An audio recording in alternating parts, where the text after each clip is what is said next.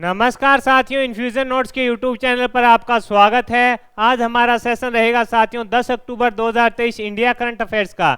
इसमें अपने महत्वपूर्ण क्वेश्चन बने हैं इंडिया करंट अफेयर से संबंधित, उन पर चर्चा करेंगे। साथ ही उन प्रश्नों से जुड़े हुए जो महत्वपूर्ण तथ्य हैं उनकी भी जानकारी मैं आपके साथ साझा करूंगा। और अंत में साथियों 5 महत्वपूर्ण क्वेश्चन जनरल साइंस के भी मैं आपके साथ शेयर करूंगा। मेरा प्रयास रहता है साथियों कि मैं आपको कम समय में शानदार क्वेश्चन प्रोवाइड कराऊं, जिससे आपका समय बचे और आप जो आपके पास समय है उसका उपयोग अन्य सब्जेक्टों को भी अच्छी तरीके से दे पाएं। मेरे द्वारा किया जा रहा यह प्रयास आपको पसंद आए तो इस सेशन को लाइक व शेयर जरूर कीजिएगा। इन्फ्यूजन नोट्स के यूट्यूब चैनल को लाइक व सब्सक्राइब कीजिएगा।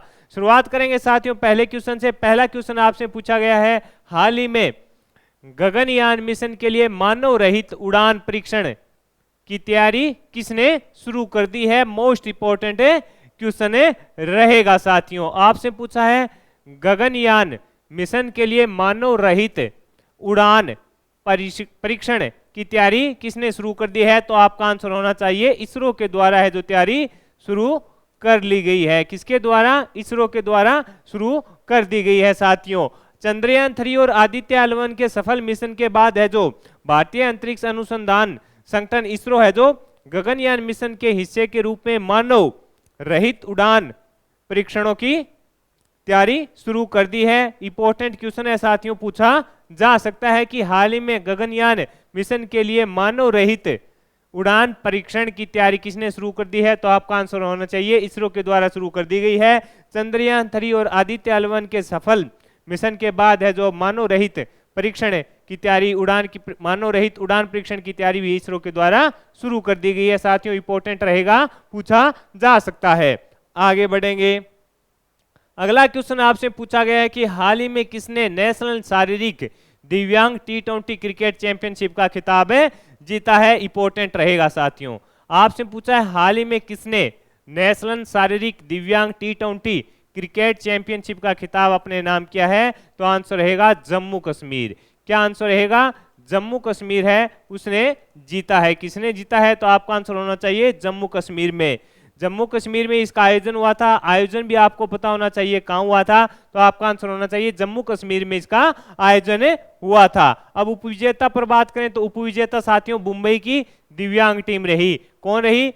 मुंबई की जो दिव्यांग टीम थी वो उपविजेता रही। तो आपका आंसर होना चाहिए मुंबई की टीम है जो उपविजेता रही। विजेता कौन रही? जम्मू कश्मीर रही। और उपविजेता कौन रही? तो मुंबई की टीम है जो उपविजेता रही। जम्मू कश्मीर है जो दूसरी बार ये खिताब जीतने में कामयाब रहा। जम्मू कश्मीर साथियों दूसरी बार यह खिताब जीतने में कामयाब रहा, ये भी अपने को पता होना चाहिए। जम्मू कश्मीर ने मुंबई की दिव्यांग टीम को 39 रनों से मात देकर दूसरी बार राष्ट्रीय दिव्यांग T20 क्रिकेट प्रतियोगिता का खिताब जीता। ये भी अपने को इंपॉर्टेंट चीजें हैं, पता होनी चाहिए। आगे बढ़ेंगे। अगला क्वेश्चन आपसे पूछा गया है साथियों, भारत तमिलनाडु से किस देश तक नौका सेवा शुरू करेगा? यानी भारत है जो तमिलनाडु से किस देश तक नौका सेवा योजना शुरू करेगा? लिख लो, छपेगा।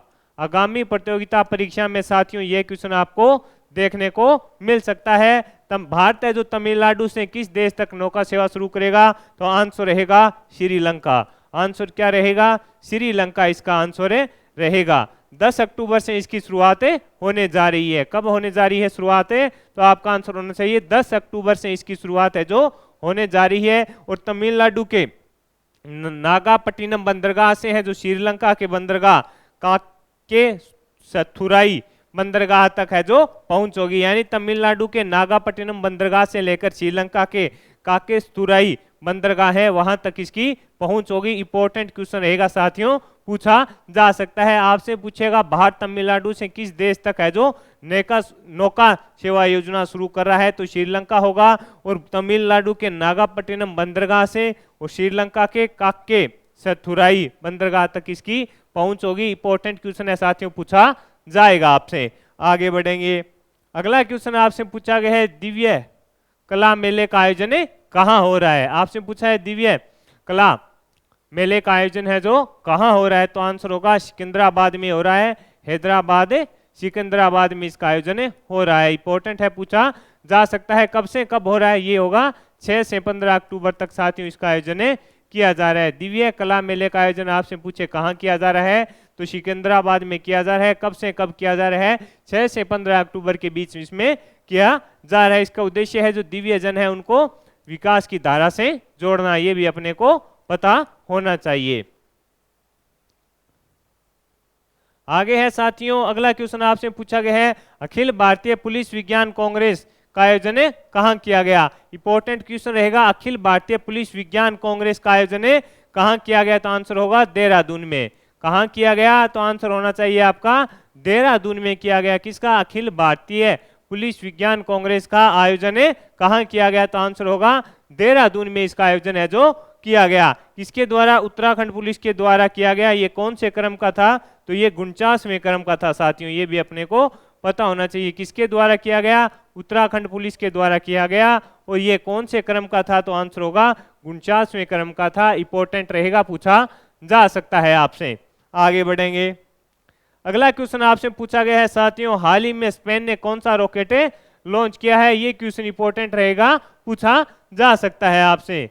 हाल ही में स्पेन ने कौन सा रॉकेट लॉन्च किया है? तो म्यूरा फर्स्ट, म्यूरा फर्स्ट है जो लॉन्च किया है। किसने? स्पेन ने किया है। ये एक साथियों यूरोप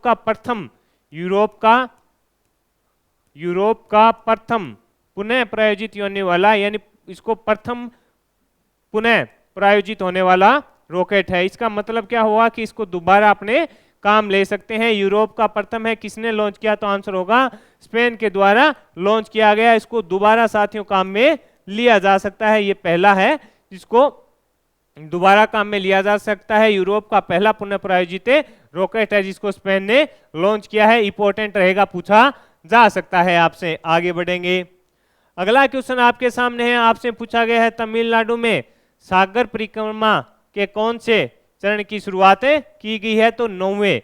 इंपॉर्टेंट रहेगा, आपसे पूछा गया है साथियों, तमिलनाडु में सागर परिक्रमा के कौन से चरण की शुरुआत की गई है? तो 9वें क्रम की शुरुआत है जो की गई है। इसका उद्देश्य क्या होता है साथियों? जो मछुआरे हैं उनके संबंधित अगर कोई इन्हें समस्या आ रही है, वह उनके कोई समस्या है उसका समाधान करना इसका उद्देश्य रहता है।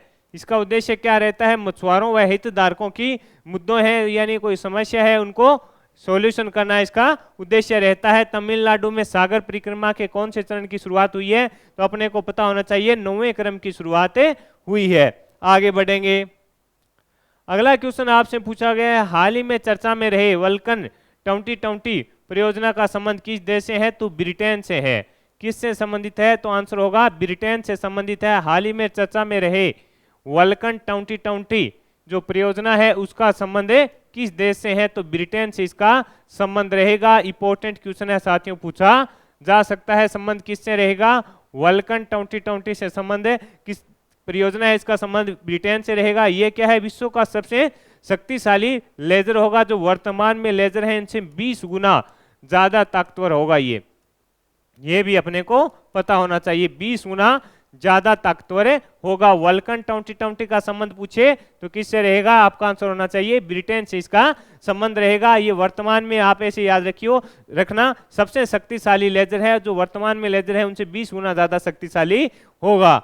आगे बढ़ेंगे साथियों, अगला क्वेश्चन आपके सामने आपसे पूछा गया है, Asia Pacific institute for broadcasting development का अध्यक्ष कौन बना है? तो भारत को है, जो तीसरी बार साथियों इसकी अध्यक्षता सौंपी गई है, यानी तीसरे कार्यकाल के लिए भारत को इसका अध्यक्ष चुना गया है। आपसे पूछा है Asia Pacific institute for broadcasting development का अध्यक्ष कौन बना है? भारत बना है। तीसरे कार्यकाल के लिए भारत को चुना गया है और इसकी स्थापना है जो 1977 में की गई थी। ये भी अपने को पता होना चाहिए किसके सहयोग से? यूनेस्को के द्वारा है जो की गई थी। ये भी अपने को पता होनी चाहिए साथियों, इंपॉर्टेंट चीज है। इसकी स्थापना भी पूछे तो 1977 में यूनेस्को के द्वारा इसको स्थापित किया गया था साथियों। ये चीज इससे इंपॉर्टेंट रहेगी। आगे बढ़ेंगे, अगला क्वेश्चन आपसे पूछा गया है साथियों, भारतीय वायुसेना दिवस कब मनाया गया? तो 8 अक्टूबर को मनाया गया। कब मनाया गया? तो आपका आंसर होना चाहिए 8 अक्टूबर को मनाया गया भारतीय वायुसेना दिवस। इसकी थीम क्या थी? एयर पावर बियॉन्ड बाउंड्रीज इसकी थीम थी। ये भी अपने को पता होना चाहिए। कई बार साथियों थीम है जो पूछी जाती है। तो साथियों ये तो 10 महत्वपूर्ण पर्सन थे करंट के। अब अपने जनरल साइंस के 5 महत्वपूर्ण पर्सन हैं, उन पर चर्चा करेंगे।